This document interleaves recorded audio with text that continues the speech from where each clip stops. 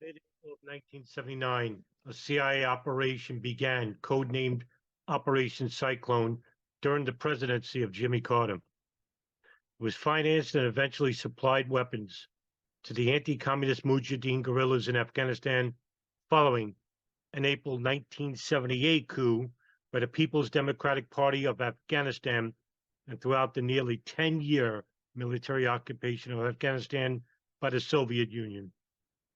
Carter's successor, Ronald Reagan, supported an expansion of the Reagan Doctrine, which aided the Mujahedeen, along with several other anti-Soviet resistance movements around the world. The Operation Cyclone program primarily supported militant Islamic groups that were favored by the regime of President Mohammad Zia-ul-Haq in Pakistan, the country that borders Afghanistan to the south and east, at the expense of other groups fighting the Soviet-aligned Democratic Republic of Afghanistan. Specifically, and in defense to the priorities of Pakistan's Inter-Service Intelligence Agency, CIA funding disproportionately benefited Muslim Brotherhood-inspired Afghan Mujahedeen commanders, most notably Gulbuddin Hekmatyar and Jalaluddin Haqqani. The CIA also developed a limited unilateral relationship with the comparatively modern northern Afghanistan commander Ahmad Shah Massoud, a favorite of British intelligence, beginning in late 1984.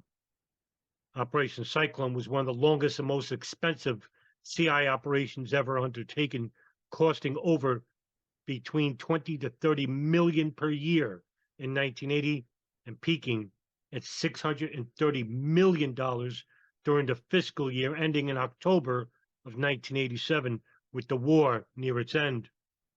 The program began modestly with provisions of unique antique British Lee Enfield rifles, but by 1986, it included U.S. origin state-of-the-art weaponry, such as thousands of FM-92 Stinger surface-to-air missiles.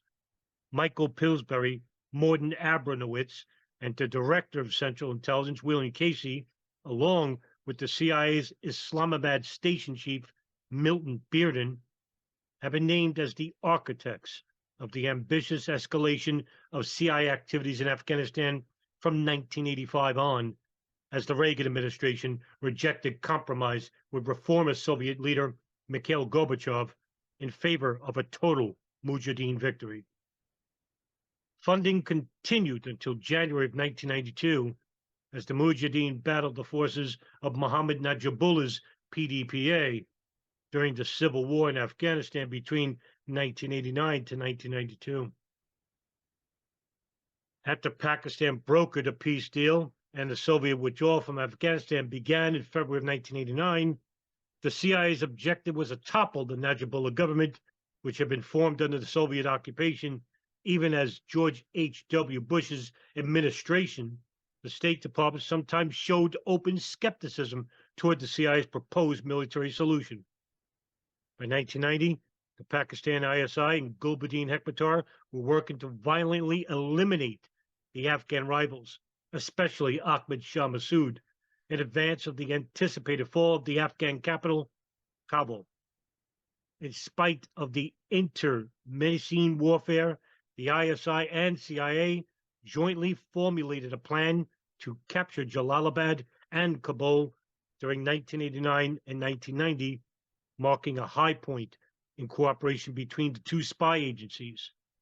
As part of the offensive, the CIA paid Massoud to close the Salang Pass, which Massoud failed to do so. The Najibullah government finally collapsed in April of 92, several months after the December 91 dissolution of the Soviet Union and the end of the United States aid to the Mujahideen, leaving Afghanistan, a failed state, in the grip of a multifaceted civil war marked by horrific atrocities and the destruction of its capital, Kabul, in mass casualty rocket chaos.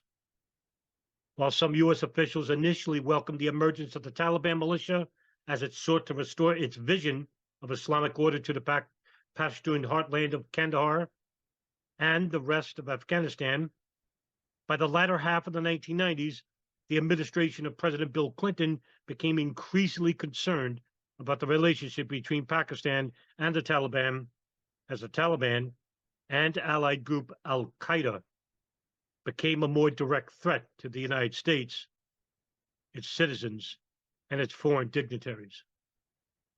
In response to the September 11 attacks, CIA personnel coordinated closely with Massoud's anti-Taliban Northern Alliance militia during the 2001 U.S. invasion of Afghanistan. During the invasion, which was largely planned by the CIA, the administration of President George W. Bush rejected the advice of many CIA officers to send Army Rangers and Marines to Tora Bora, allowing Osama bin Laden and other al-Qaeda leaders to escape to Pakistan. Throughout the nearly 20-year U.S. military occupation of Afghanistan, CIA-backed Afghan paramilitaries participated in numerous massacres and war crimes, most notably the Dashi Lali massacre in 2001.